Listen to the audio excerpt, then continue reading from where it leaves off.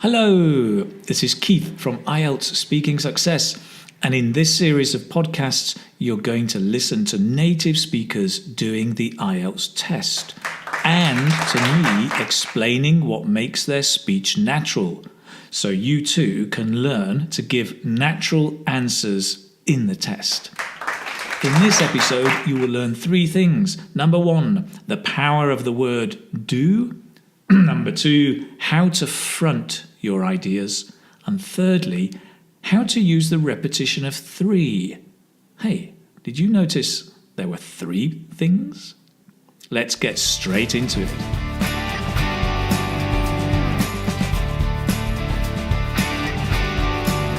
So in this episode, I interview or examine a friend of mine called Adlay. Adlay is English, but lives here in Spain.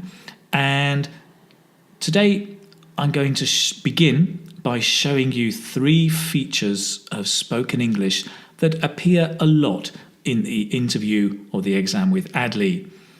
After this, you can then listen to the interview and try and spot these features. So number one is the power of the word do. Do is an auxiliary and it's a question word that we use a lot. Do you like hamburgers? Do you like music? When answering a question, we often repeat the question word with a stress and an emphasis, but without saying yes or no. For example, do you like hamburgers? I do like hamburgers. Do you notice? We don't always say yes or no. Is it an interesting place? It is an interesting place. Exactly the same, repeating the question word. Number two, we often front our main idea when we're speaking to show how important it is. So by fronting, I mean put the main idea at the beginning, at the front. For example, with a question, what skills do you need to be a good writer? Common answer, you need to be good at spelling. But when fronting, you put the most important thing, so here the skill, first. So you might say, what skills do you need to be a good writer? Answer, being good at spelling is important. Or being good at spelling would be one. Number three, the repetition of phrases often three times. What fruit do you like? I like bananas, I like apples, and I like grapes. I couldn't think of a fruit. Now you can say I like bananas, apples, and grapes, but it's quite common in natural English to repeat the phrase three times. Let me give you another example. What do you use a dictionary for? You can find the meanings of words. You can find conjugations of verbs. You can find whether a word is a verb or an adjective. So you're repeating that little phrase three times. So that's it. Those are the three things. I'd like you to try and spot them as you listen to now the full IELTS test with Adlay. Remember, he had no idea about these questions before, so there is some hesitation as he's thinking for ideas. He doesn't really know much about IELTS, but this is just a natural answer in natural English from a native English speaker. Lots to learn. Let's listen.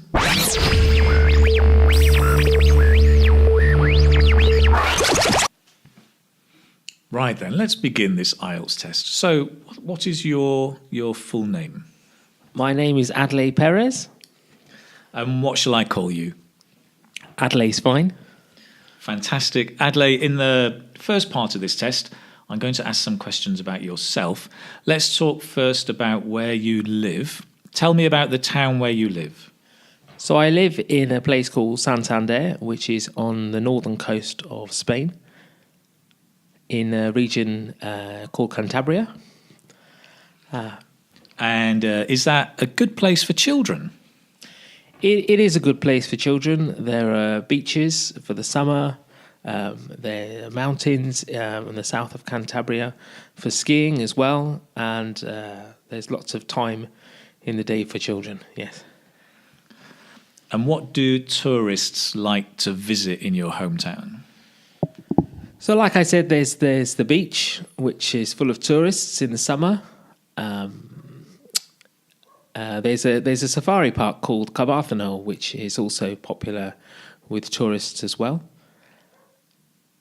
There's also restaurants in the area as well, which people go to.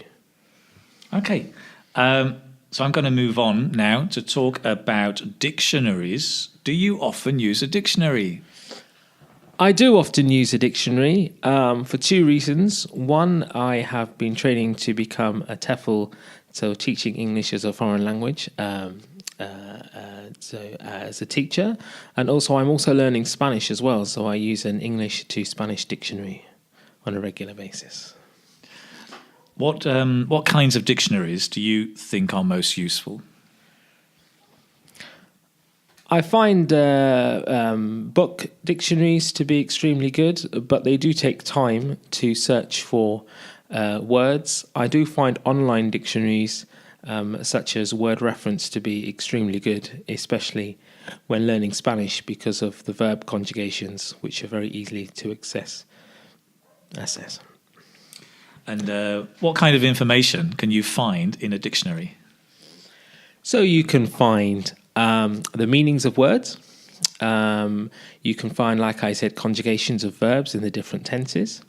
You can find whether the word you're looking for is a verb, an adverb, an adjective. You can look at pronouns as well, and also idiomatic expressions as well, and sayings in Spanish, for instance, which word for word don't make sense, but have a specific meaning in Spain.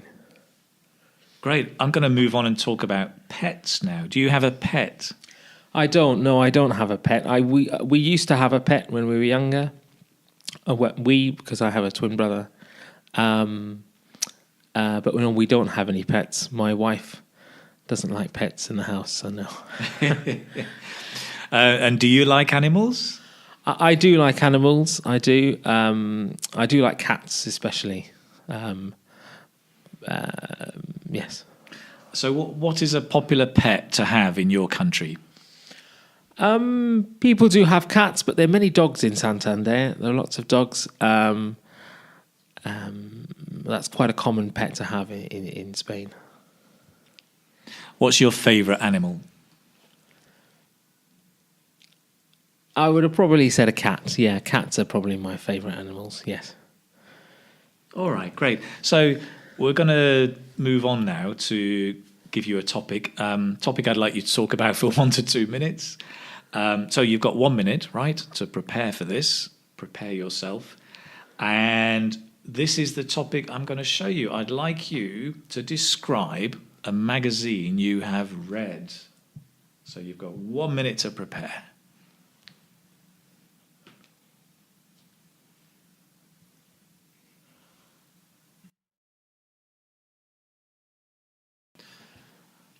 Okay, Adlay, remember, you've got 1 to 2 minutes for this. Don't worry if I stop you, and I might do. I'll tell you when the time is up. Okay, begin when you're ready. So, last magazine I read was a magazine about guitars. It's a hobby of mine. I play the guitar. And when I was single and when I had lots of spare time, I used to play lots of music. And I was reading about guitars, different types of guitars, different effects that work with guitars as well. So that was a magazine that I read. It was probably a good 4 or 5 years ago when I last read a magazine on guitars. I read it to get a bit more information on playing music, because this magazine would have songs transcribed for the guitar, and also different techniques that are used as well. And there's also information about concerts and gigs which I would also be interested in as well. I felt the book, the magazine was very informative, very technical in terms of some of the effects and some of the techniques as well. But no, I found it very useful. It was very informative.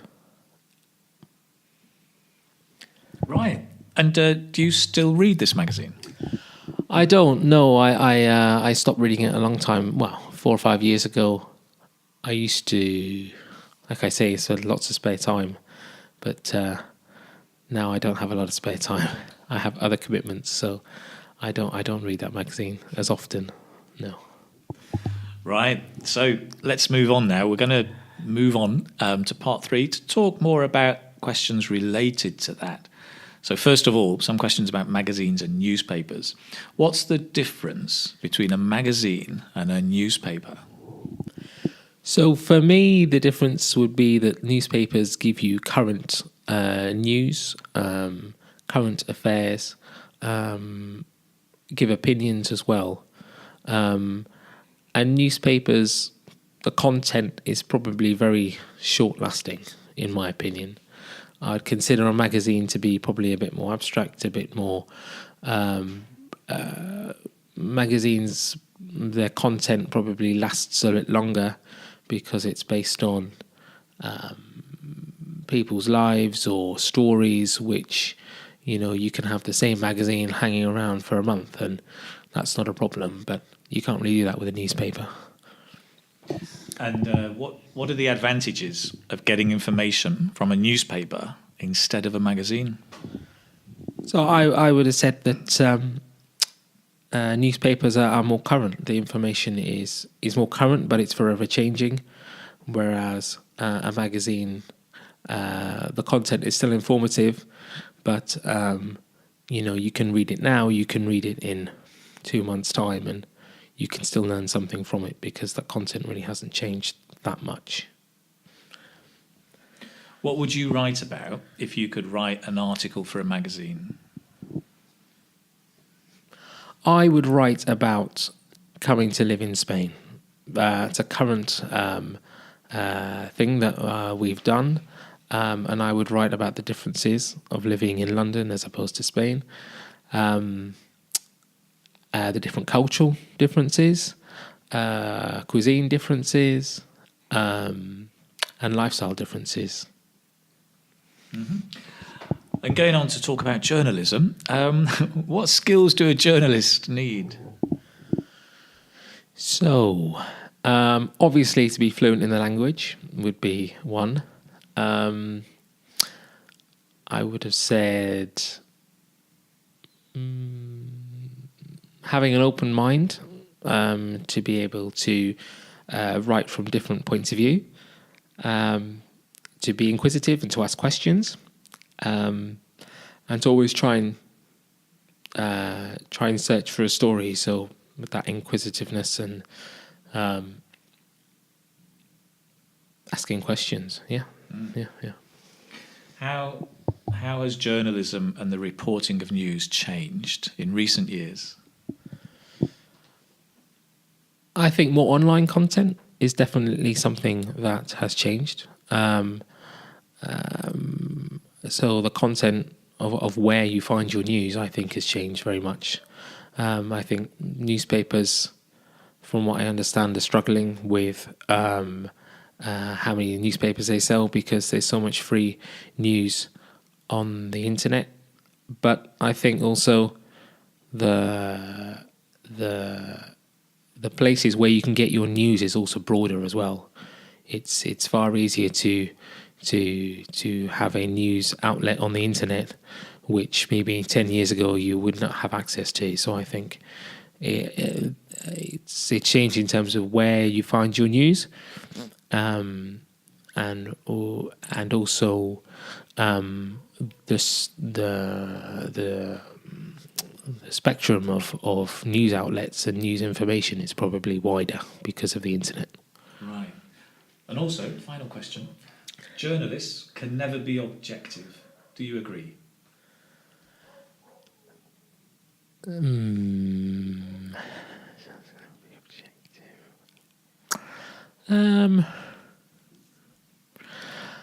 Some, well, they can be, depending on what they're writing for. If there's an agenda for the news or the media outlet, then clearly they can be objective. So yes, there's an underlying objectivity to people's news and to journalism, and yes. So, Great.